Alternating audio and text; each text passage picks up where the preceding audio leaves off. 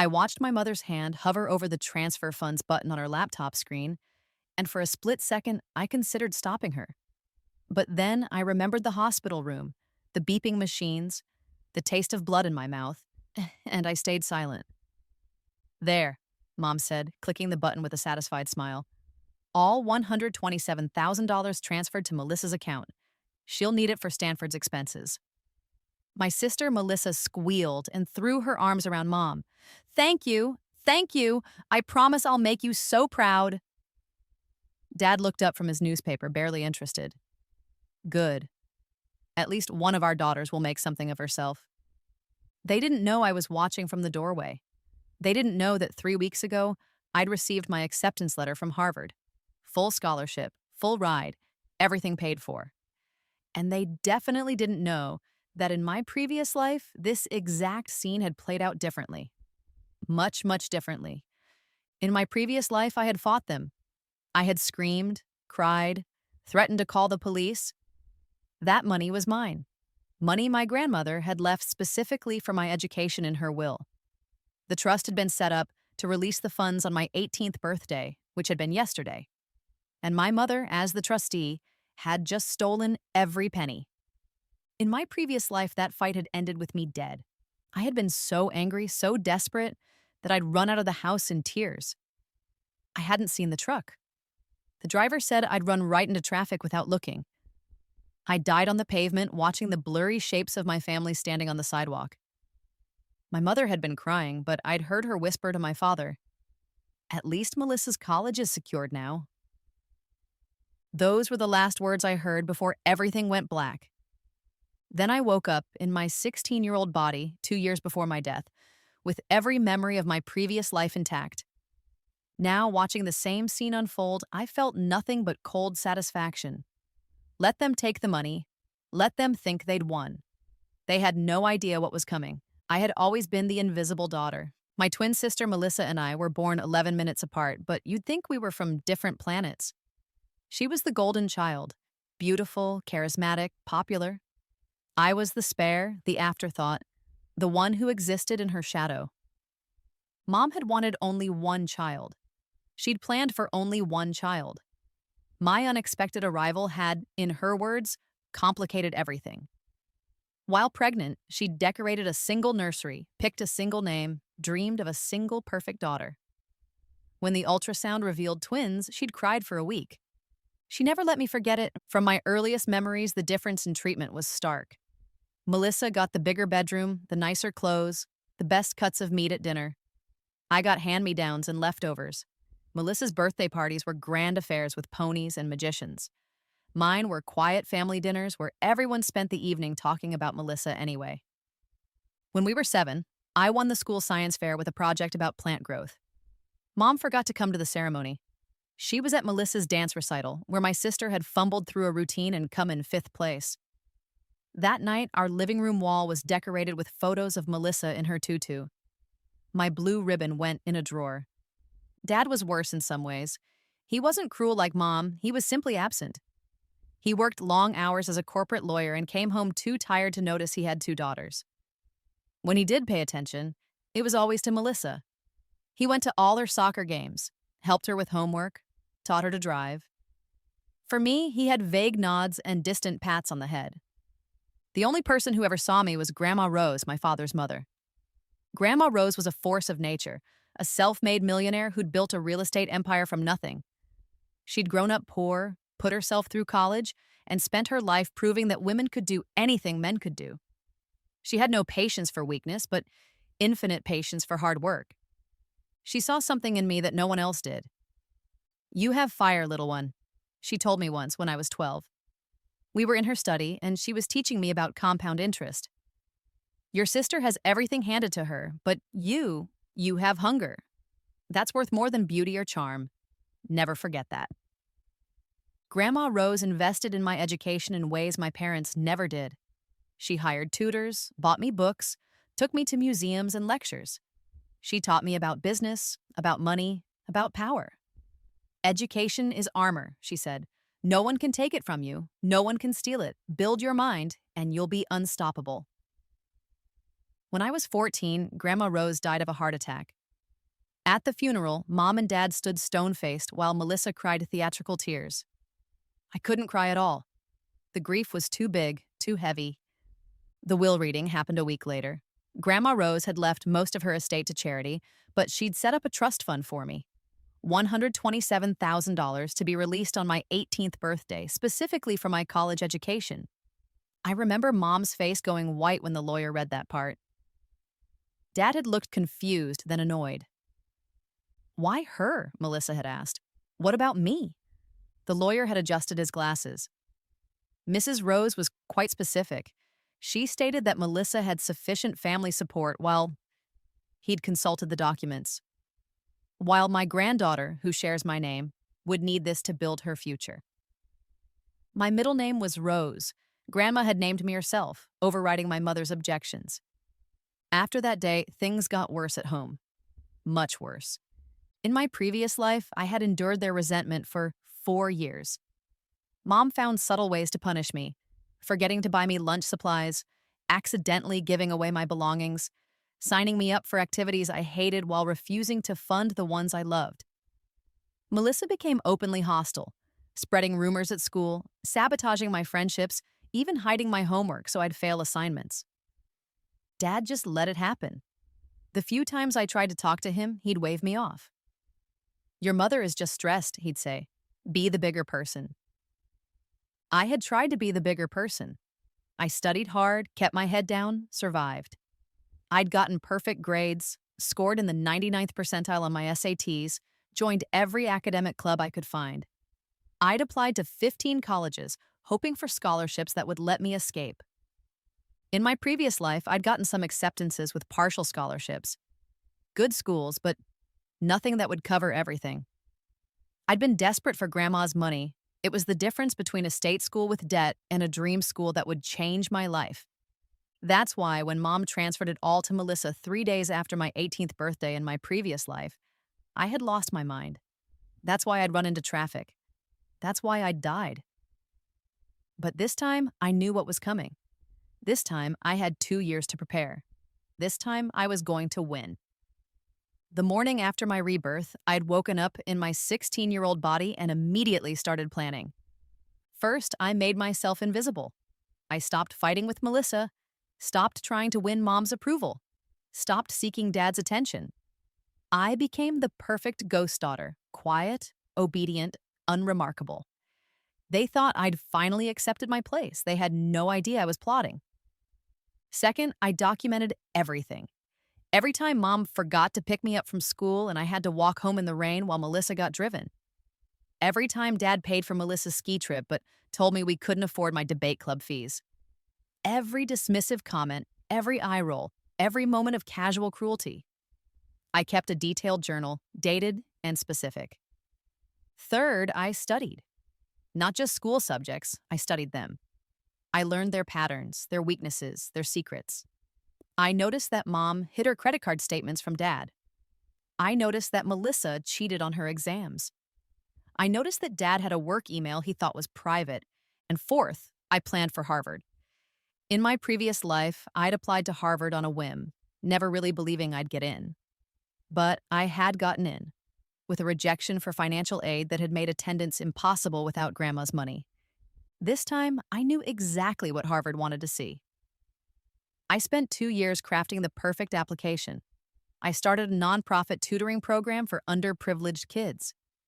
I published a research paper on sustainable energy with a professor I'd cold emailed. I learned Mandarin and became fluent. I competed in national academic competitions and won. But I did it all quietly. I told my family none of it. When they saw me volunteering at the library on weekends, they assumed I was just trying to get out of the house. When I stayed late at school for my tutoring program, they thought I was avoiding them. When I traveled for competitions, I told them it was a school trip, and they never asked questions. They were so convinced I was nothing that they never looked closely enough to see what I was becoming. The Harvard application required an essay about overcoming adversity. I wrote about growing up in the shadow of a favored sibling, about finding worth in myself when my family couldn't see it, about Grandma Rose teaching me that success was the best revenge.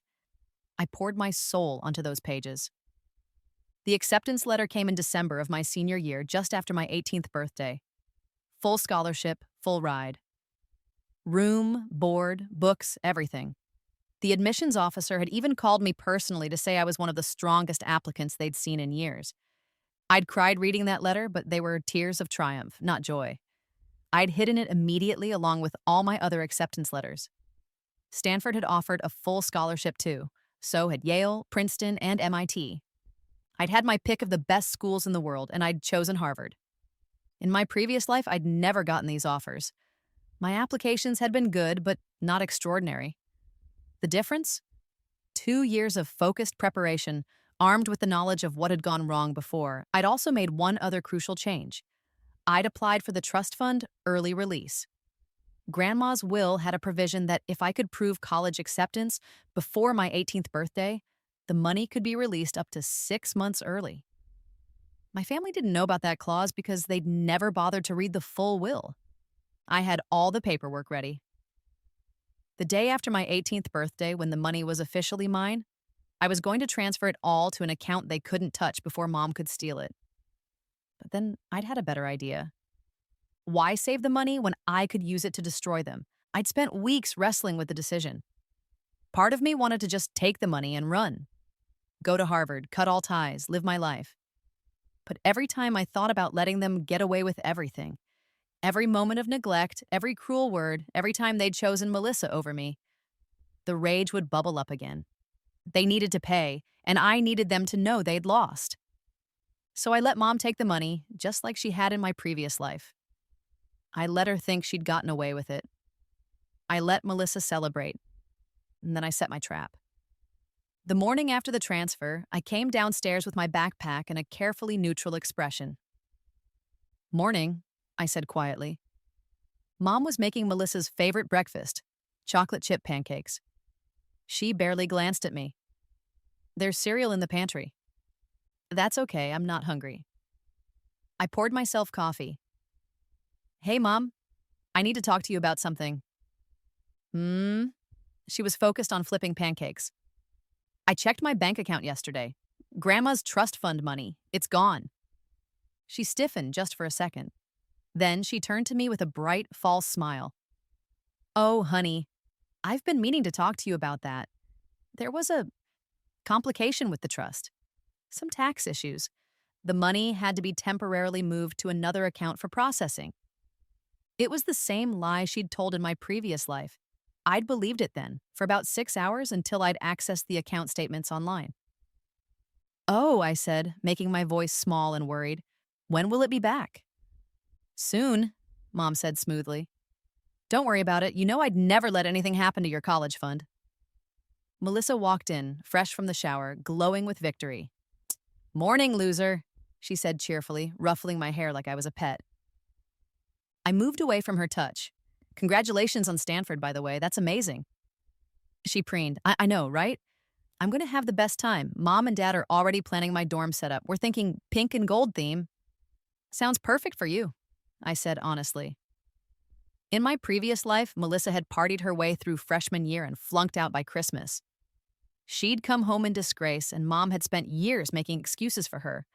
I wondered if it would happen the same way this time. Not that it mattered. Melissa wouldn't be going to Stanford at all. Dad came down in his suit, already checking his phone. "Girls," he said absently, not looking up. "Dad," I said, "can I ask you something?" He finally looked at me, impatient. "What? Do you remember Grandma Rose's will, the part about my trust fund?" His expression clouded. "What about it?" "Just wondering if you knew the money was being moved for tax processing. Mom said there were complications." Mom shot me a sharp look, but I kept my face innocent. Dad frowned. "Tax processing? Helen, what is she talking about?" "Nothing, dear, just some routine financial management. I have it all under control." "She better," Dad said. "That money is legally hers. The will was very specific." "I know," Mom said tightly. "I would never." "Good." He grabbed his briefcase. "I have to go. I have a deposition at 9. He left without saying goodbye to any of us. Mom's jaw was clenched, and I knew she was angry at me for bringing it up in front of Dad. Good. I smiled at her. Thanks for handling that, Mom. I trust you. The words were poison in my mouth, but they had the desired effect. She relaxed slightly, thinking she'd manipulated me successfully. Of course, sweetheart, she said. I'm your mother. I only want what's best for you. I finished my coffee and headed to school, my backpack heavy with the weight of everything it contained. Printed emails, bank statements, legal documents, and a recorder that had captured every word of that morning's conversation. Phase 2 was beginning. That afternoon, I walked into the office of Mrs. Patricia Chen, the school's college counselor. She was a small, efficient woman in her 50s who'd helped hundreds of students navigate the college application process. She also happened to be a graduate of Harvard Law School. Hi, Mrs. Chen. Do you have a few minutes? She looked up from her computer and smiled. Of course. Come in, sit down. How are you doing? Senior year treating you well? Actually, I wanted to talk to you about something important. I closed the door behind me and sat down. I need advice, and I need it to stay confidential. Her expression shifted to concern. Is everything okay? Not really. I pulled out my acceptance letter from Harvard. I got in. Mrs. Chen's face lit up. That's wonderful. Congratulations. Why didn't you tell me? This is incredible news. I didn't tell anyone, I said quietly, including my family. She blinked. Why not? I took a breath. Because there's a situation at home and I need to handle it carefully. I explained about Grandma's trust fund, about Mom transferring the money to Melissa's account, about the lies. I showed her the bank statements I'd pulled, the will provisions, the recorded conversation. Mrs. Chen's expression grew darker as I spoke. By the end, she was leaning back in her chair, fingers steepled, looking every inch the lawyer she'd once been. This is theft, she said bluntly. Your mother committed fraud. That money was held in trust specifically for you, and she had no legal right to transfer it. I know, I said.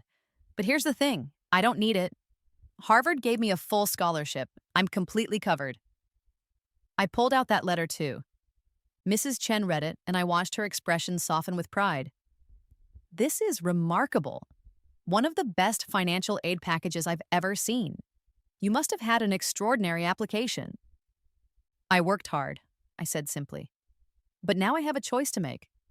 I can report Mom to the police, which would probably result in criminal charges. Or I can let it go and just leave for college with my scholarship. Why are you telling me this if you're planning to let it go? Because I'm not, I said.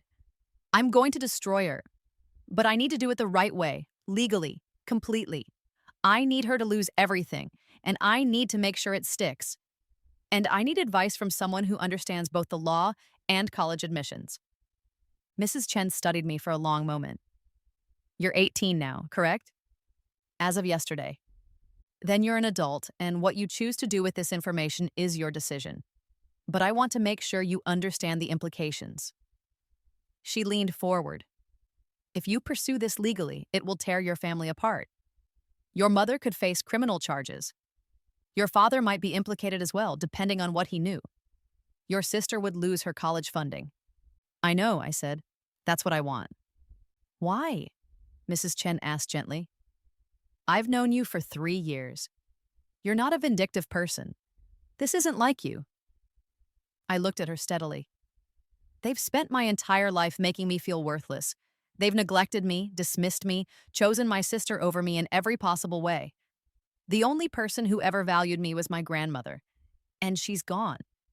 This money was her last gift to me, her way of making sure I'd be okay. And my mother stole it without a second thought. My voice was calm, but I felt the anger beneath it like lava. I don't want revenge because I'm petty. I want justice because they deserve it. Mrs. Chen was quiet for a moment. Then she pulled out a legal pad. Okay, let's talk strategy. We spent the next hour planning. Mrs. Chen made calls to 3 different lawyers she knew, explaining the situation and getting recommendations. By the end of the session, I had appointments set up with both a family law attorney and a criminal lawyer. One more thing, Mrs. Chen said as I was leaving. When are you planning to tell your family about Harvard? I smiled. Graduation day, in front of everyone. She nodded slowly. That's going to be quite a moment. That's the point. The next 3 months were a masterclass in patience. I continued being the invisible daughter. I went to school, came home, did my homework in my small room. I let Melissa and Mom plan Stanford preparation without complaint. I listened to Dad lecture about how maybe community college would be good for you without argument. But behind the scenes, I was building my case. The family lawyer I hired, a sharp woman named Miss Rodriguez, who'd cut her teeth in white collar crime, was thrilled with what I brought her. "This is textbook trust fund fraud," she'd said at our first meeting. "The will was explicit. Your mother had zero authority to move that money to anyone but you." What are my options? Several. The cleanest is a civil suit to recover the funds plus damages. But given that you've documented her lying to you about it, we could push for criminal charges. Theft by fiduciary, embezzlement. That's a felony. She could do prison time. "I want both," I said. "Civil suit to get the money back from my sister to pay me, and criminal charges to make sure she understands what she did." Miss Rodriguez raised an eyebrow. "Your sister?" "She took the money knowing it wasn't hers. She's 18 too. That makes her an adult accomplice. That's aggressive. They stole my inheritance. I'm being proportional." Miss Rodriguez smiled. It wasn't a nice smile. "I like you. Let's destroy them." We filed the civil suit first, 3 weeks before graduation. The papers were served to Mom at home and to Melissa at school. Dad got served at his office. I wasn't there to see their reactions, but Melissa's friend Hannah told me all about it later. Apparently, Melissa had been in the cafeteria, surrounded by friends, when the process server walked up. She'd gone white reading the papers, then run to the bathroom and thrown up. Mom called me 17 times that afternoon. I didn't answer.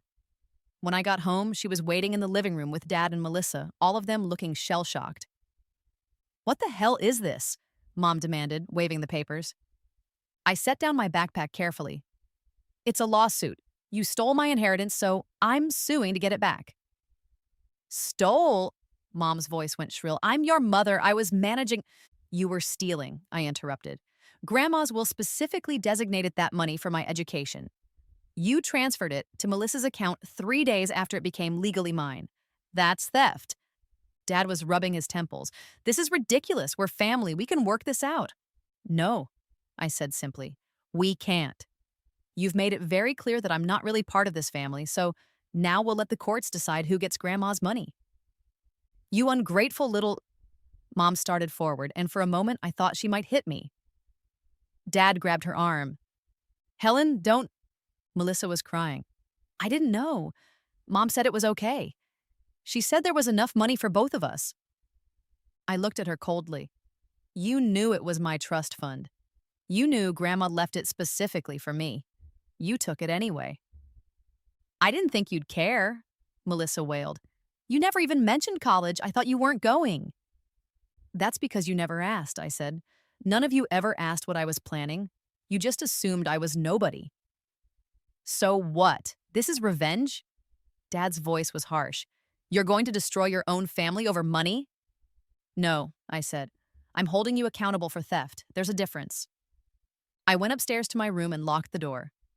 Behind me, I could hear Mom screaming, Melissa sobbing, and Dad making angry phone calls. I sat on my bed, pulled out my laptop, and calmly continued working on my valedictorian speech, because yes, I was valedictorian. That was the other thing I hadn't told them. The next month was war. Mom and Dad hired a lawyer, a friend of Dad's from his firm, a mediocre attorney who specialized in real estate law and was in over his head. Their entire strategy was to claim that as my parents, they had the right to make financial decisions for me. Miss Rodriguez destroyed that argument in one motion. I was 18. The trust was explicit. They had no legal leg to stand on. Then they tried to claim that the money had been moved temporarily for tax optimization, and they'd always intended to return it. Miss Rodriguez submitted the recording of Mom lying to me about it, along with documentation showing that Melissa had already spent $15,000 of the trust on Stanford deposits, clothes, and a new laptop. The judge was not amused. At home, the atmosphere was toxic. Mom wouldn't speak to me except to hiss insults when Dad wasn't around. Melissa had turned our entire school against me, spreading rumors that I was greedy and vindictive. Dad had given up on playing neutral and openly sided with them. I didn't care. I had 3 weeks until graduation. The criminal charges came next. Miss Rodriguez had worked with the DA's office to build the case, and they'd agreed to prosecute.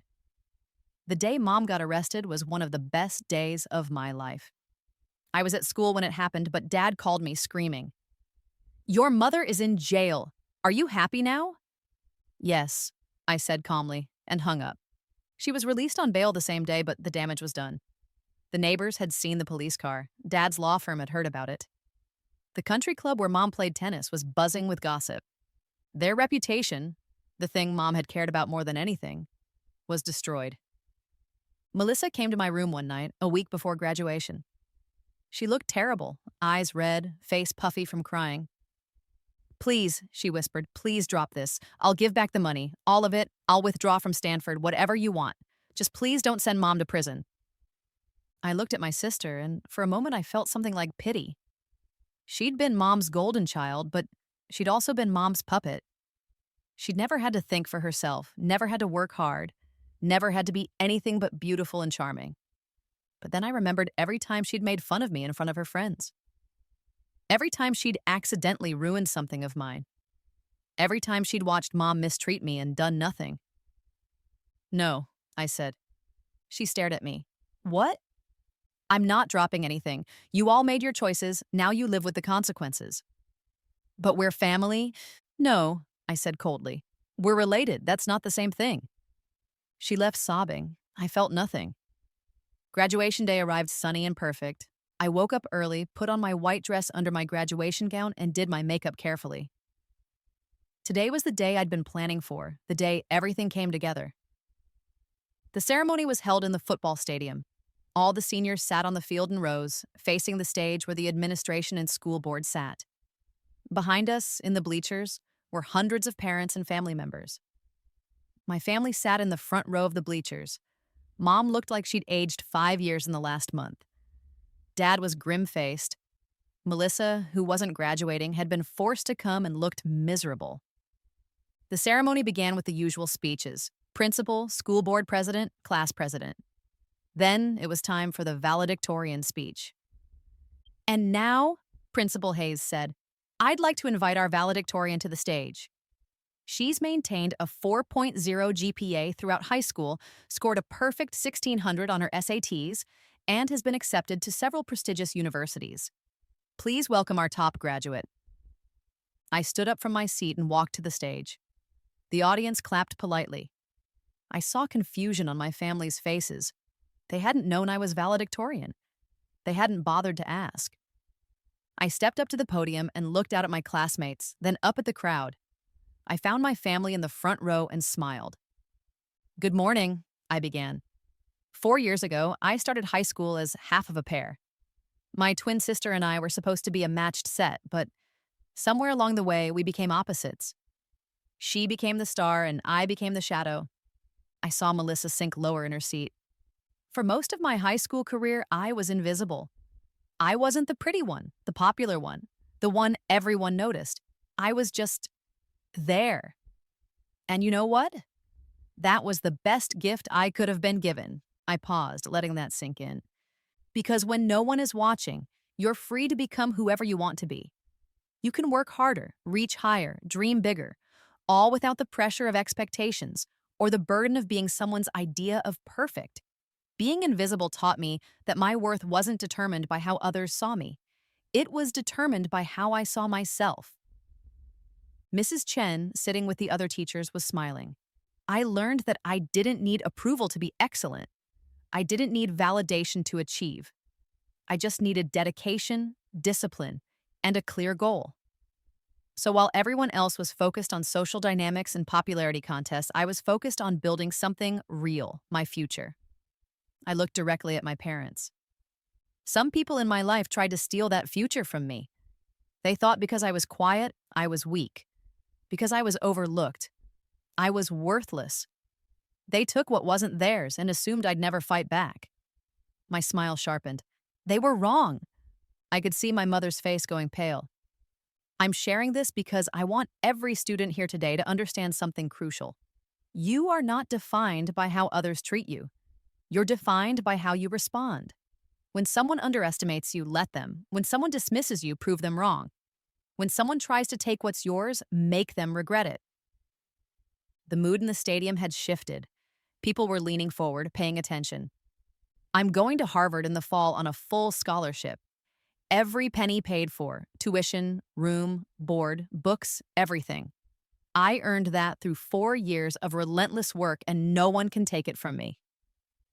The crowd erupted in applause. My classmates were cheering. I saw shock ripple through my family's faces. I'm also pleased to announce that my civil lawsuit against my mother for trust fund theft was settled yesterday. She'll be paying back every penny she stole, plus damages and legal fees. The criminal charges are still pending, but I'm confident justice will be served there too. The applause had stopped. The stadium was dead silent. Everyone was staring at me, then at my family, then back at me. To my fellow graduates, be ruthless with your dreams. Protect what's yours. Don't let anyone, not family, not friends, not anyone, convince you that you're less than you are. And when someone tries to dim your light, don't just shine brighter. Burn them. I stepped back from the podium. For a moment, nothing happened. Then Mrs. Chen started clapping. The teachers joined her, then the students. Within seconds, the entire stadium was on its feet cheering. I walked off the stage, head high, and returned to my seat. My classmates were staring at me with new respect, some with awe. I had gone from invisible to infamous in one speech. When Principal Hayes called my name to receive my diploma, the applause was deafening. My family left before the ceremony ended. I didn't see them go, but their seats were empty when I looked up during the final speeches. I didn't care. I was finally free. The summer before Harvard was the best 3 months of my life. The civil suit settlement came through exactly as Miss Rodriguez had negotiated. Mom and Dad had to liquidate several assets to pay me back. $127,000 in principal, $50,000 in damages, and $35,000 in legal fees. The money was transferred directly to my account, which I immediately moved to a private bank they couldn't touch. Melissa had to withdraw from Stanford. Without the stolen money, she couldn't afford it, and she'd missed all the other application deadlines. She ended up enrolling in community college, working part-time at a mall to pay for it. Mom's criminal trial was scheduled for September. Miss Rodriguez was confident we'd get a conviction. The evidence was overwhelming. Even if Mom got probation instead of prison time, she'd have a felony record. Her reputation in her social circles was already destroyed. The country club had revoked her membership. Her friends had stopped calling. Dad was furious with me, but he couldn't do anything about it. I'd turned 18, and I'd moved out the day after graduation. Mrs. Chen had helped me find a summer job working remotely for a Harvard professor's research project, and I'd rented a small studio apartment across town. I lived alone, paid my own bills, and never looked back. On my last day in that house, I'd packed my belongings in silence while Mom watched from the doorway. "I hope you're happy," she'd said bitterly. "You've destroyed this family." I'd looked at her, really looked at her. This woman who'd spent 18 years making me feel unwanted. This woman who'd stolen from me without hesitation. This woman who even now couldn't admit what she'd done wrong. "I didn't destroy anything," I'd said calmly. "You did that yourself. I just made sure you faced the consequences." "You're cruel," she'd whispered. "Just like her, just like Rose." I'd smiled then. "Thank you. That's the best compliment you've ever given me." I'd walked out with my boxes and never returned. The summer passed in a blur of work and preparation. I threw myself into the research project, learning everything I could. I made friends with other incoming Harvard freshmen through online groups. I bought everything I'd need for my dorm room. Not the pink and gold princess setup Melissa had planned, but something simple and elegant that was entirely mine. In August, I got the call from Miss Rodriguez. "The DA accepted a plea deal. Your mother pled guilty to 1 count of felony embezzlement. She got 3 years probation, 500 hours community service, and a permanent criminal record. No prison time. No. But honestly, for her, this might be worse. She can't work in any position of financial trust. She can't serve on boards or committees. She'll never regain her social standing. She's essentially been exiled from the life she knew." I thought about that. In some ways, Rodriguez was right. Prison would have been a finite punishment. But this, public disgrace, permanent shame, watching me succeed from a distance, this was a punishment that would last forever. Thank you, I said, for everything. Thank you for being the most satisfying client I've ever had. Go to Harvard and be brilliant. I promised I would. I moved into my Harvard dorm on a perfect September day. My room was in Thayer Hall, one of the freshman dorms in Harvard Yard. It was small but charming, with old hardwood floors and windows overlooking the historic campus. My roommate was a girl named Jenny from California who was studying computer science. We hit it off immediately. Orientation week was a whirlwind of activities, meetings, and parties. I went to everything, talked to everyone, embraced every opportunity. For the first time in my life, I was just me. Not Melissa's shadow, not the disappointment daughter, just myself. And people liked me. I made friends easily. Without the weight of my family's toxicity, I discovered I was actually funny, personable, engaging. Professors noticed me in discussions. Study groups invited me to join. I got asked to parties by seniors who'd heard about that valedictorian who destroyed her family in her graduation speech. Apparently, word of my speech had spread beyond my hometown. Someone had recorded it and posted it online. It had gone viral in college-bound teenager circles, racking up millions of views and inspiring hundreds of comments from other students who'd been underestimated by their families. I was famous in the weird way that only the internet could make someone famous. People I'd never met would recognize me on campus and want to talk about standing up for yourself, about not letting family toxicity define you. It was surreal, but also validating. My story had meant something to people. My victory had inspired others to fight for themselves too. Classes started and I threw myself into my studies. I was taking an aggressive course load: economics, political theory, statistics, and Mandarin. It was challenging, but I loved it. Every lecture, every assignment, every late night in Widener Library felt like a gift. This was what Grandma Rose had wanted for me. This was the future she'd fought to give me. One night in October, I was studying in my room when my phone rang. Unknown number. I almost didn't answer, but something made me pick up. Hello? Is this Rose? A woman's voice, older, professional. Yes, who's this? My name is Patricia Morrison. I'm a partner at Morrison & Associates, an investment firm in Boston. I apologize for calling out of the blue, but I was a close friend of your grandmother, Rose. I sat up straighter. Really? Yes. We did business together for years. She was an extraordinary woman. Patricia paused. I've been following your situation. Rose would have been very proud of how you handled it. Thank you, I said quietly. She's the reason I could... I know. That's actually why I'm calling. Rose left something else for you. Something that wasn't in her will. She asked me to hold on to it until you turned 18 and, well, until you proved you were ready for it. My heart started pounding. What is it? A second trust, substantially larger than the first. $2.3 million invested in various holdings. Patricia's voice was warm. She set it up 5 years before she died. She told me, if my granddaughter has the strength to claim her first inheritance, she'll have earned the second one. I couldn't breathe. 2 million? 2.3 plus growth. It's been performing well. The money is yours, Rose. No strings attached. Rose just wanted to make sure it went to the granddaughter she believed in, not the one who needed it bought for her. I was crying and didn't realize it until tears splashed on my laptop keyboard. She really left me that much? She believed in you completely, and from what I've seen, she was right to. Patricia's voice softened. I'll have my assistant send over the paperwork. The funds can be transferred whenever you're ready. But Rose did include a note for you. She said, tell my girl that money is a tool, not a treasure. Build something that matters. After we hung up, I sat in my dorm room, shaking. $2.3 million. Plus the settlement money I'd already recovered. Plus my scholarship covering all my expenses. I was wealthy, actually genuinely wealthy. But more than that, I was free. My first semester at Harvard ended with a 4.0 GPA. I joined the Harvard Investment Association and the Women in Business Club. I started working with a professor on a research paper about microfinance in developing countries. I made a close group of friends who became my chosen family. At Thanksgiving, most students went home. I stayed on campus with the international students and other orphans of circumstance.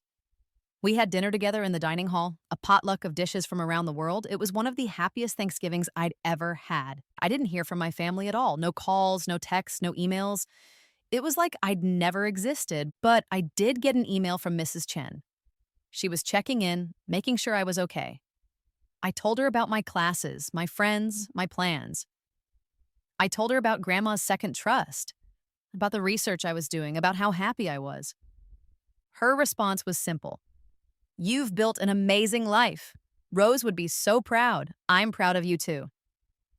Christmas break arrived, and while other students complained about going home to family drama, I rented a small apartment in Cambridge for the month and worked on my research paper. I also started planning what to do with Grandma's money. "Build something that matters," she'd said. I decided to start a scholarship fund for students from abusive families, kids like me who'd been overlooked and underestimated but had the potential to do extraordinary things. I'd call it the Rose Grant, after Grandma. It would cover full tuition, room and board, and provide mentorship from successful professionals. The first year, I'd fund 3 students. But the money would be invested and grow. Eventually, there would be dozens of Rose Grants, changing dozens of lives. It felt right. It felt like honoring Grandma's legacy while building my own.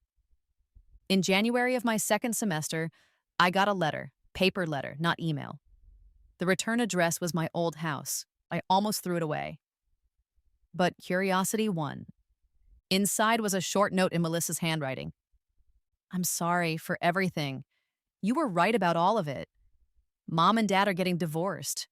Mom is miserable. Dad blames me for the whole thing, even though I was just following their lead. I'm at community college, working retail, living in a tiny apartment.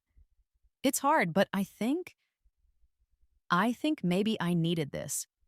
I needed to learn to take care of myself. I needed to understand what you went through.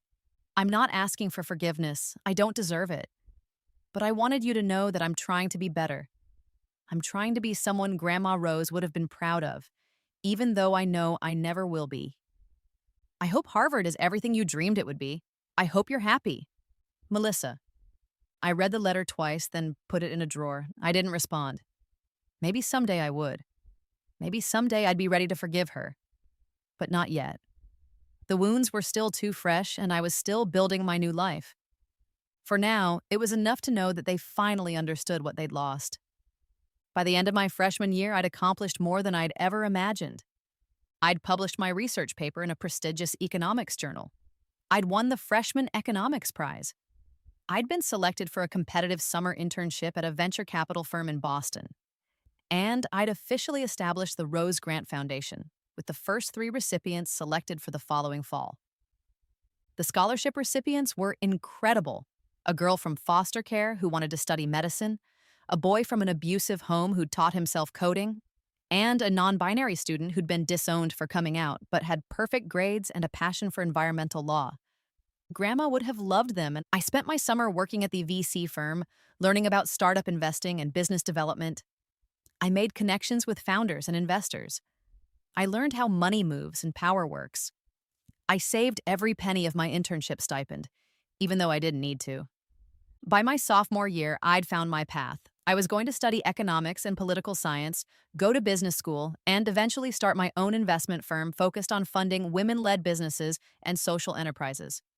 I was going to build the kind of empire Grandma Rose had built, but I was going to do it with purpose.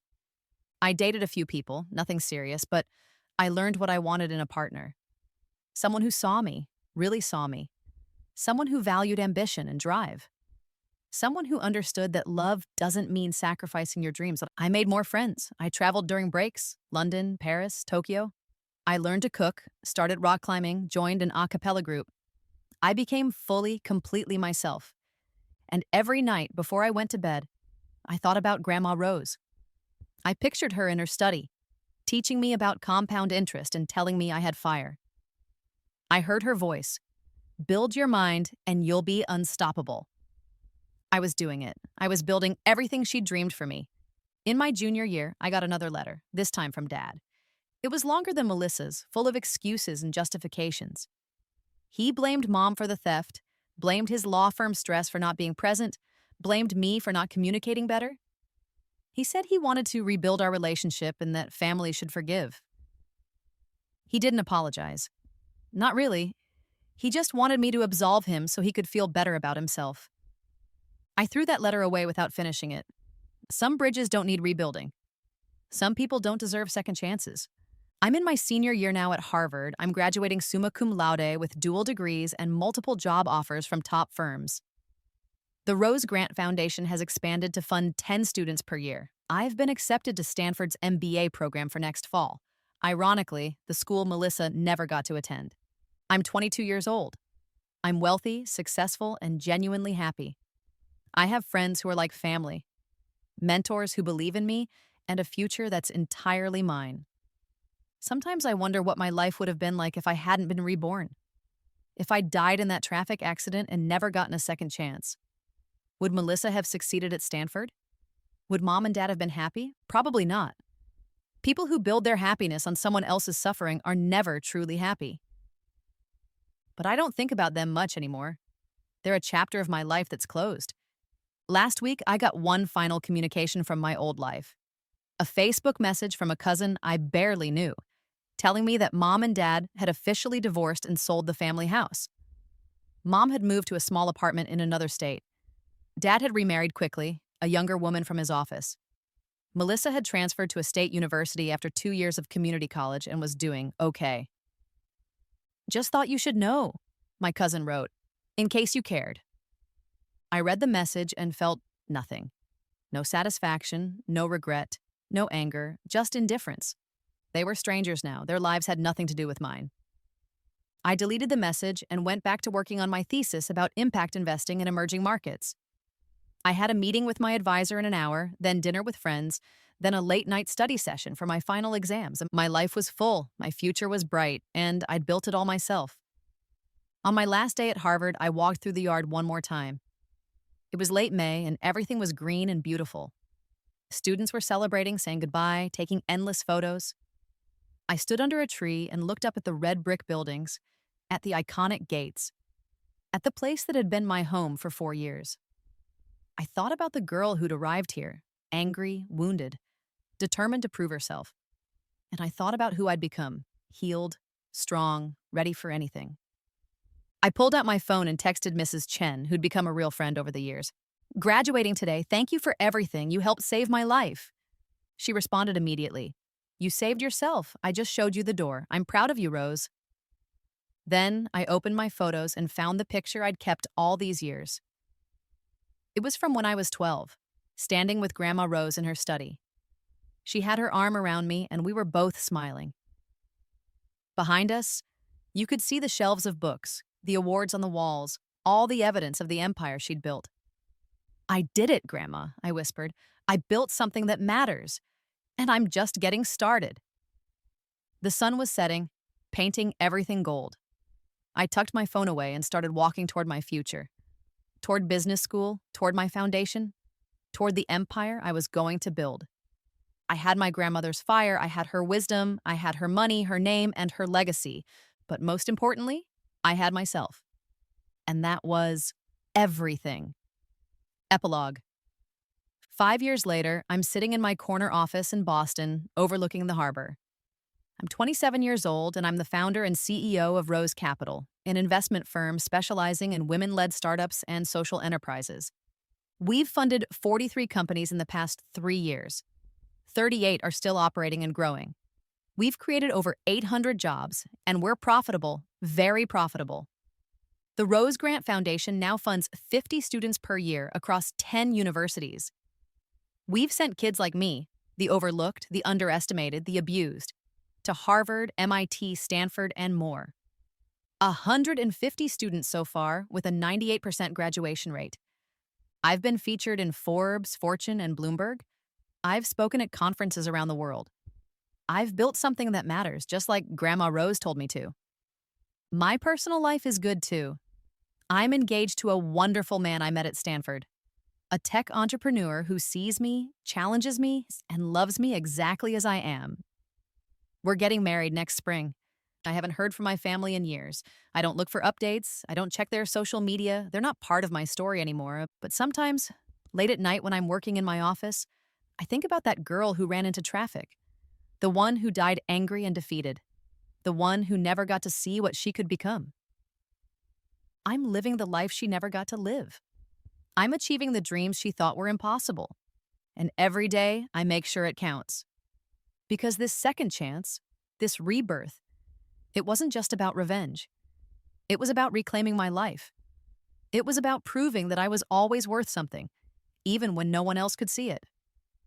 I take Grandma's photo out of my desk drawer, the same one I've carried with me for 10 years. I touch her face gently. "I hope you're proud, Grandma," I whisper. "I hope I'm everything you knew I could be." And I swear I can hear her voice, strong and clear. "You always were, little one. You just had to believe it yourself." I smile, put the photo back, and return to my work. I have a funding meeting in an hour with a brilliant founder who reminds me of myself. I have a Rose Grant Selection Committee meeting tomorrow. I have an empire to build and a legacy to honor. The girl they overlooked, the daughter they dismissed, the granddaughter who inherited the fire, she won. She won completely, and she's never looking back.